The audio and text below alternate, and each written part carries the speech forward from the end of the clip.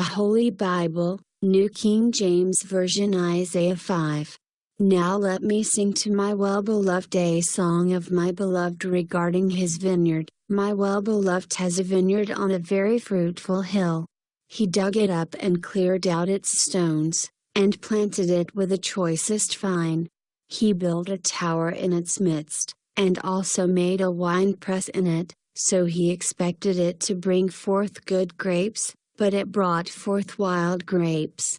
And now, O inhabitants of Jerusalem and men of Judah, judge, please, between me and my vineyard. What more could have been done to my vineyard that I have not done in it? Why then, when I expected it to bring forth good grapes, did it bring forth wild grapes? And now, please let me tell you what I will do to my vineyard. I will take away its hedge, and it shall be burned, and break down its wall, and it shall be trampled down.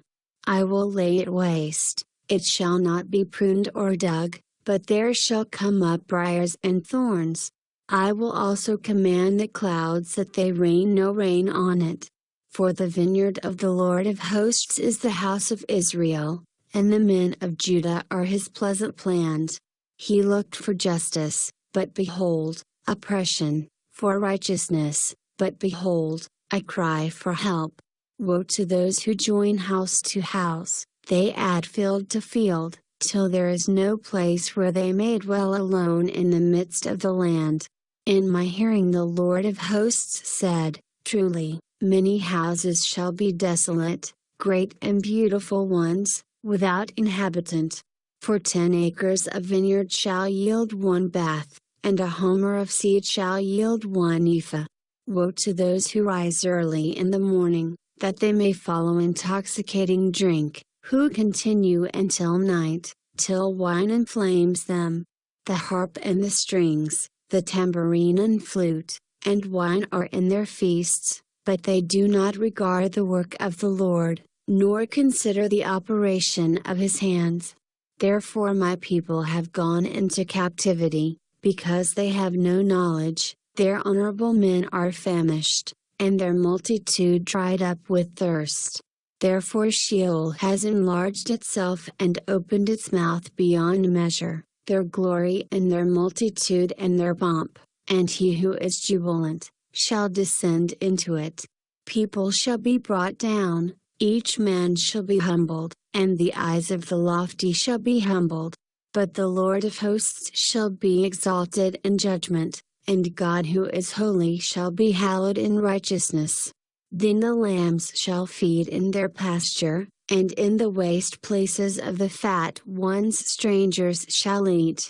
Woe to those who draw iniquity with cords of vanity, and sin as if with a cart rope, that say, let him make speed and hasten his work, that we may see it, and let the counsel of the Holy One of Israel draw near and come, that we may know it.